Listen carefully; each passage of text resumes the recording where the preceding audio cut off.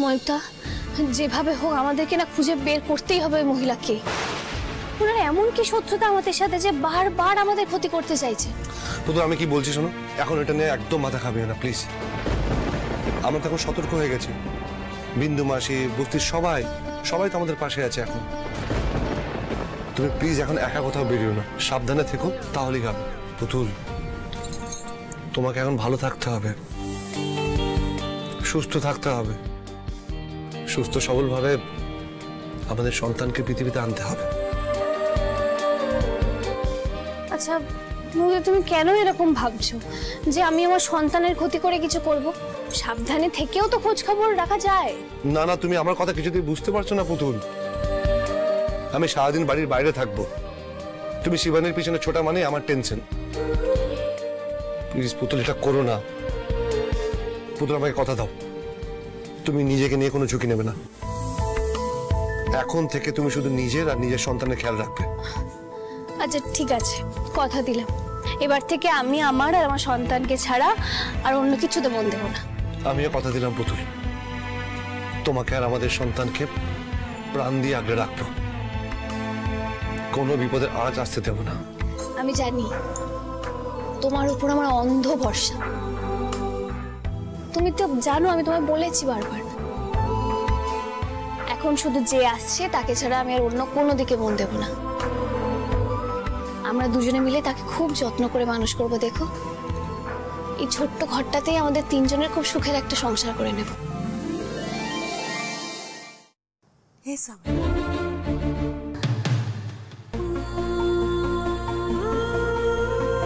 স্বামী,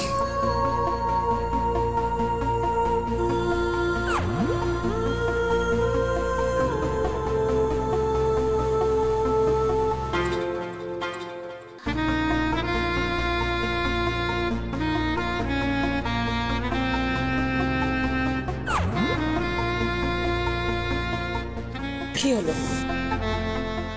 তুমি হা করে দেখছো যে? বলবে না আমাকে কেমন লাগছে? না, এখন কিছু বলতে হবে না, আগে ডিনারটা সার্ভ করে দিয়ে তারপরে গল্প করবো।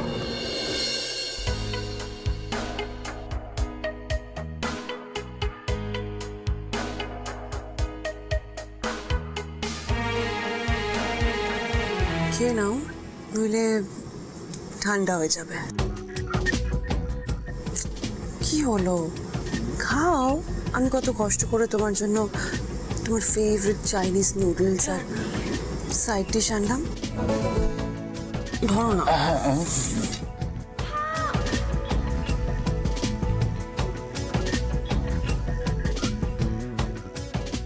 তুমিও না, এত ভাবাভাবির কি আছে? ইট করা যাবে না কেন? না মানে তুমি যদি একটু দাঁত মুখ খিচিয়ে একটু খেকিয়ে এই খাবারটা দিতে তাহলে ঠিক ছিল।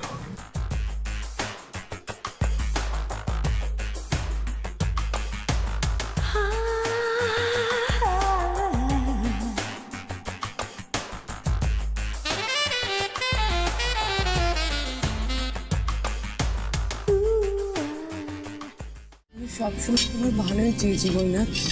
মাউনি কি নাটক করছে, কিছু একটা ধান্দা তো ডেফিনেটলি আছে, সেটা আগে জানতে হবে। ঠিক আছে ঠিক আছে, আসলে কি হয়েছে মিতুল,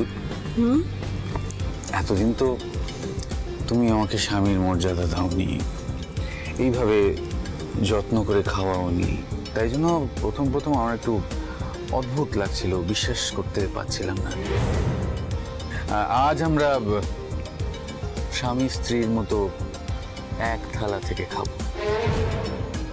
একবার আমি তোমাকে খাওয়াবো আর তারপর তুমি আমাকে খাওয়াবে, আবার আমি তোমাকে খাওয়াবো, তারপর আমি তোমাকে খাওয়াবো। খাইয়ে দি খাইয়ে দি।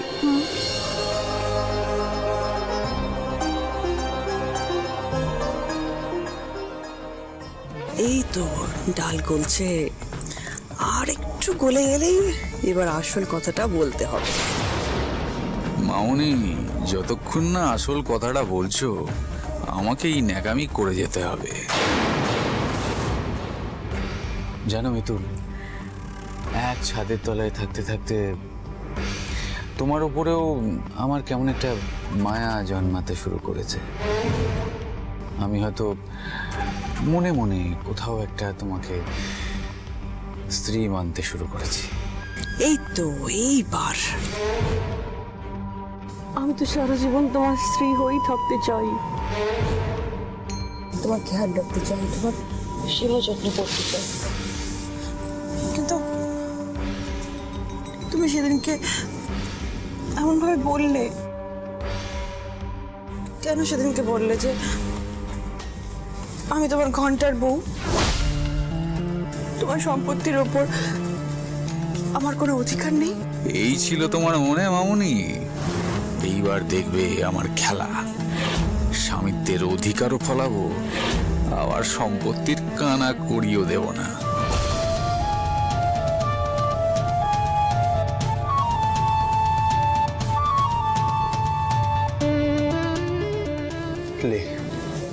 মিতুল, দেখো এই যে ঘন্টার বউ, এটা তোমায় বলতে গিয়ে আমার বুকের উপরে যে কতটা বড় একটা পাথর আমাকে রাখতে হয়েছে তোমার সেই বিষয়ে কোনো ধারণাই নেই।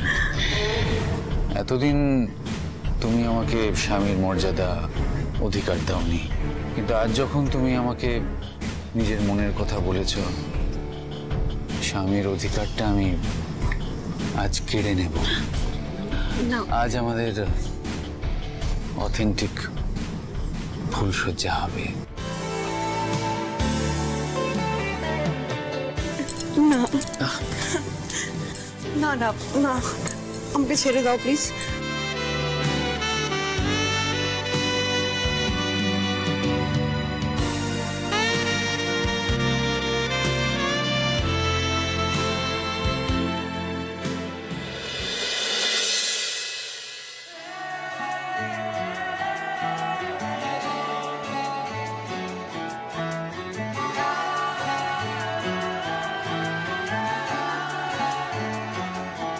হতে পারি রোদ্দুর, হতে পারি বৃষ্টি, হতে পারি রাস্তা তোমারই জন্যে, হতে পারি বদনাম, হতে পারি ডাকনাম, হতে পারি সত্যি তোমারই জন্যে, হতে পারি গল্প তুমি কাছে টানলে, হতে পারি জানলা এ হাওয়া ও তোমার কারণে। শুধু তুমি চাও যদি সাজাবো আবার নদী, শুধু তুমি চাও যদি সাজাবো আবার নদী। এসেছি হাজার বারণে, শুধু তোমারই জন্যে, শুধু তোমারই জন্যে, শুধু তোমারই জন্যে, শুধু তোমারই জন্যে। কথা দিল ঋতু, কথা দিল বৃষ্টি, কথা দিল রাস্তা তোমারই জন্যে, খেলাধুলো সংসার আসা যাওয়া বারবার, রাজি হলো ইচ্ছে তোমারই জন্যে। হতে পারি গল্প তুমি কাছে টানলে, হতে পারে জানলা এ হাওয়া ও তোমার কারণে, শুধু তুমি চাও যদি সাজাবো আবার নদী, শুধু তুমি চাও যদি সাজাবো আবার নদী। এ কি হচ্ছে সমা? কি করছো? কেন জামাগুলো কাচতে হবে না? কোনো দরকার নেই, আমি কেচে নেবো, থাক। তোমারই জন্যে শুধু তোমারই জন্যে শুধু তোমারই জন্যে শুধু তোমারই জন্যে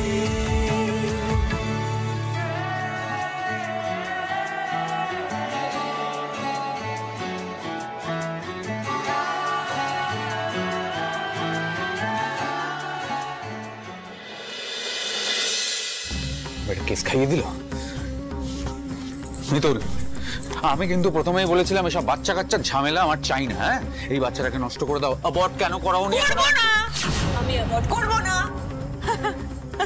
আমার কাছে না আর কোনো উপায় ছিল না তোমাকে হাত করার। ওই কথাই আছে না, যেমনি কুকুর তার তেমনি মুগুর। এই মিতুল, এই, একদম। কি ভেবেছো? কি ভেবেছো তুমি? কি ভেবেছো? কি ভেবেছো? তুমি আমার গায়ে হাত দেবে? তুমি আমাকে মারতে যাবে? আমি কিচ্ছু করবো না। এক্ষুনি ডোমেস্টিক ভায়োলেন্সের কেস দিয়ে না তোমাকে জেলে পুরে দেবো। আর কি কেস দেবে তুমি? তো কেস খেয়ে বসে আছি। দুবার তুমি আমাকে মিথ্যে বলেছো। আমি তোমাকে পিল দিয়েছিলাম, তুমি সেই পিলটা খাওনি। আবার কি বললে? ডাক্তারের কাছে গেছি, অ্যাবর্ট করিয়ে নিয়েছি, সব মিথ্যে। আমি একটা ইডিয়েট, তোমাকে বিশ্বাস করছি। শোনো, আমি কিন্তু এই বাচ্চার দায়িত্ব নেব না। এটা আমার সন্তান, এটা আমি স্বীকারও করব না, আর বাবার পরিচয়ও দেব না। কি বলে তুমি? পরিচয় দেবে না? ডিএনএ টেস্ট করাবো? তাহলে কিন্তু বাপ বাপ ধরে মানতে বাধ্য হবে তুমি যে ওই সন্তানের বাবা তুমি। উফ, কি যে করলে না তুমি মৈনাক। তুমি কেন এই স্বামিত্বের অধিকার দেখাতে গেলে সেদিনকে? উফ, না, তুমি কি ভেবেছিলে সোনা? তুমি আমাকে ইউজ করবে আর আমি বুঝতে পারবো না? এই চাইনিজ খাবার দাবার এসব নাটক ছিল তো। হ্যাঁ, এই তুমি যে আমাকে বারবার করে কাছে টানছিলে, আমি বারবার করে বলছিলাম যে না না না, সব তো নাটক, স্ক্রিপ্টেড ছিল। তার মানে তুমি ইচ্ছে করে না না করছিলে যাতে আমি আরো জোর করি তোমাকে? হ্যাঁ, তুমি বুঝতে পারোনি? শোন, দেখো, আমাদের সন্তান আসলে কিন্তু আমাদেরই ভালো হবে। মানে তুমি এই সন্তানটাকে ব্যবহার করে এই সম্পত্তিটা হাতাতে পারবে। আর আমি যেহেতু তোমার স্ত্রী, তোমার সন্তানের মা, তাই জন্য আমিও সমান অধিকার পাবো। না, আমি এটা কিছুতেই হতে দেব না। তো গলাবাজি করতে নিয়ে এসো না, বল কিন্তু এখন আমার কোর্টে। দেখো, তুমি যদি আমার সন্তানকে অধিকার থেকে বঞ্চিত করো, যদি সে বাবার স্বীকৃতি না পায়, তাহলে কিন্তু আমি কোর্টে যাব। বুঝতে পারছো? কেঁচো খুঁড়তে কিন্তু কেউটে বেরোবে।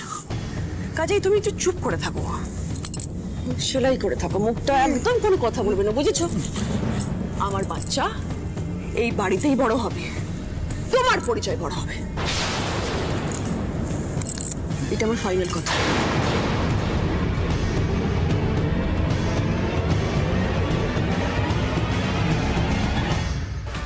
জ্বালিয়ে মরল। একটা কেস খাইয়ে দিলে এইভাবে। এবার কি করবো?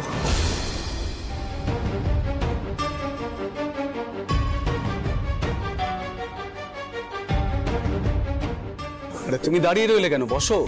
খুব টেনশন করছো বুঝি বউকে নিয়ে? কোনো চিন্তা নেই, তোমরা একদম ভয় পেও না। তোমাদের বাচ্চা খুব ভালো আছে, আমি দেখে নিয়েছি। খুব ভালো গ্রোথ হয়েছে বাচ্চার। থ্যাংক ইউ সো মাচ, খুব নিশ্চিন্ত হলাম। আচ্ছা, ওই ডেলিভারি ব্যাপারটা আপনি দেখবেন তো? হ্যাঁ, আমি দেখব। দেখো, পুতুলের তো প্রেশার নর্মাল, তাই নর্মাল ডেলিভারি হওয়ার কথা। তবে সিজার যদি করতেই হয়, অপারেশন আমিই করব, চিন্তার কোনো কারণ নেই। ডাক্তারবাবু, ডেলিভারির একটা সম্ভাব্য তারিখ দেয়া রয়েছে, একবার দেখে নিন। বেশ, আমিও নোট করে নিচ্ছি, ঠিক আছে? পুতুলের তো স্বাস্থ্যকেন্দ্রের কার্ড করাই আছে, তাই তো? হ্যাঁ, ঠিক আছে, তাহলে তো আর কোনো চিন্তা নেই। ওই ডেটের কয়েকদিন আগেও কিন্তু লেবার পেন উঠতে পারে। পেন উঠলেই পুতুলকে সঙ্গে সঙ্গে স্বাস্থ্যকেন্দ্রে নিয়ে যাবে, আর আমাকে একটা ফোন করে দেবে, আমি ঠিক পৌঁছে যাব। আচ্ছা ডাক্তারবাবু, ঠিক আছে।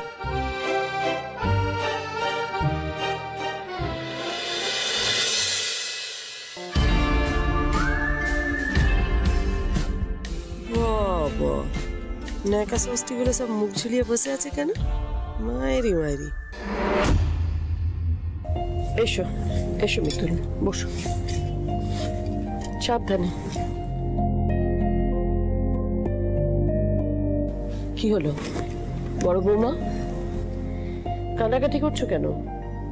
আবার নতুন কোনো দুঃসংবাদ নাকি? না না, দুঃসংবাদ না মা, আমি আমার পুরা কপালের কথা ভাবছিলাম মা। ছেলের বউটার স্বাদের সময় হয়ে গেল। আজকে সে যদি এই বাড়িতে থাকতো, কত ধুমধাম কত হই হই করে আমরা পালন করতাম। কি থেকে যে কি হয়ে গেল সব। থামো বড় বৌমা, থামো, আর এসব কথা বলো না। তুমি আজকে পুতুলকে নিয়ে কান্নাকাটি করছো, কিন্তু এই বাড়িতে আর একজনেরও তো স্বাদের সময় হয়ে এলো, তার কথা একটিবারও ভাববে না? হ্যাঁ মানছি, মানছি মিতুল এ বাড়ির বউ নয়, কিন্তু এই বাড়িতে আমরা সকলে মিলে এক ছাদের তলায় তো বসবাস করছি। আমি মানছি তোমরা ওকে মন থেকে মেনে নিতে পারোনি, কিন্তু মৈনাকে স্ত্রী হিসাবে মিতুল এই সম্পত্তির 15% মালকিন। ওর যে সন্তান হবে সে তো এই বড় বাড়িতেই মানুষ হবে। ওর সন্তানের মঙ্গল কামনায় তোমরা সাধের আয়োজন করবে না? না না মা, তা কেন? আয়োজন করব, করবো আয়োজন। হ্যাঁ মাঠান, আপনি চিন্তা করবেন না, আমরা সবাই মিলেই মিতুলের সাধের ব্যবস্থা করব। ঠিক আছে, তোমরা নিজেরা আলোচনা করে নাও কি করবে না করবে, আমাকে জানিও। চলো ঘরে চলো। ঠিক আছে, সাবধানে বাবা, সাবধানে। হ্যাঁ হ্যাঁ, এসো এসো এসো এসো। পুতুল, পুতুল, এই দেখো কি হয়েছে? কি এনেছি, দেখো, বসো বসো। কি এনেছো তুমি? বসো, এই দেখো। ওরে বাবা রে বাবা, ভালো হয়েছে? এত খেলনা কি হবে? কি হবে মানে? যে আসতে চলেছে সে খেলবে। আরে দাঁড়াও, তাকে আগে আসতে দাও। এখন থেকে তো ব্যস্ত হচ্ছ কেন? ব্যস্ত আবার কি আছে, ওই ফেরিওয়ালা বিক্রি করছিল, পছন্দ হলে নিয়ে চলে এলাম। বেড়া করে থাকি তো কি হয়েছে, যে আসতে চলেছে তার জন্য আমি কোনো অবহেলা দেবো না। আমি তো এটাও ভেবেছি ওর যা যা প্রয়োজন আমি আগে থেকে সব কিনে রাখবো। আমি তো এটাও ভেবেছি ওর জন্য কাঁথা সেলাই করতে দেবো, বিন্দু মাসিকে বলবো। না না, একদম না, একদম না, কাঁথাটাতে নিয়ে তোমায় ভাবতেই হবে না। আরে বাবা, ওইসব ব্যবস্থা আমি করে নেব। শোনো, আমি যখন আইবুড়ো ছিলাম না, তখন গ্রামের কত বাচ্চাদের জন্য কাঁথা সেলাই করে দিয়েছে, তুমি জানো না? একদম না, তুমি একদম এসব করবে না। ডেলিভারি দিনে গিয়ে আসছে, তোমাকে আরো বেশি করে ওয়েস্ট করতে হবে। আর বাড়ির সব রান্না বান্নার কাজ, সংসারের কাজ আমি কাল থেকে সব করে নেবো।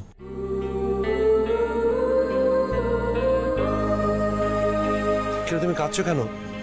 শরীর খারাপ লাগছে? তুমি তো আমাকে পুরো হাতের তালুতে করে রাখছো। এত ভালোবাসো তুমি আমাকে।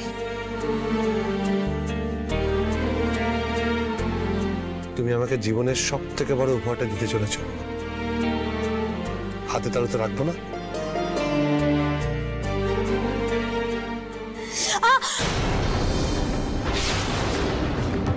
পুতুল, পুতুল,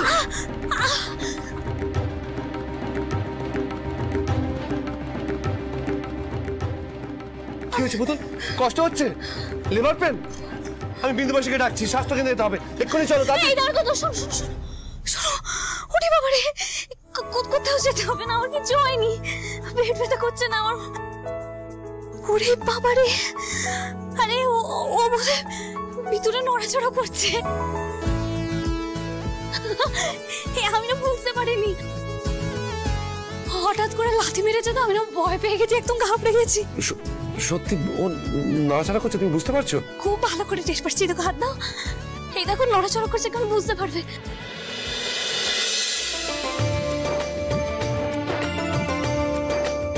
এই তো আমিও বুঝতে পারলাম।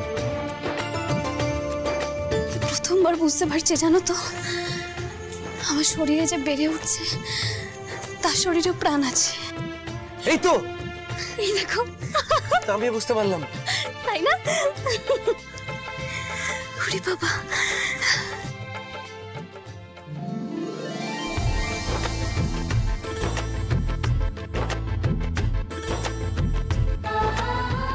পুতুল আমাদের সন্তান জানান দিচ্ছে, ও বলছে যে আমি আসছি।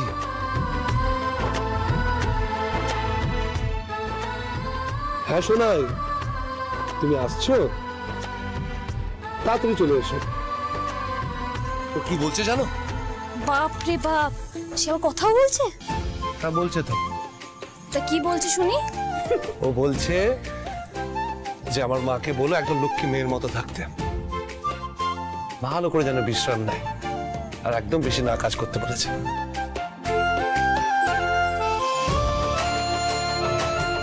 পুতুল আমাদের পুচকেটা নড়াচড়া করছে, ও আমাদের বলতে চাইছে আর বেশি দেরি নেই। তুমি জানো না আমার যে কি আনন্দ হচ্ছে, এত আনন্দ আমার জীবনে কখনো হয়নি। আমার জন্য এখনো বিশ্বাসই হচ্ছে না যে এখানে এখানে একজন আছে, একটা ছোট্ট মানুষ, আর কদিন পরে এই ছোট্ট মানুষটাকে আমি হাতে ধরতে পারবো, আদর করতে পারবো, সে আমার কোলে বসে খেলা করবে। আমি সত্যি এটা ভাবতে পারছি না।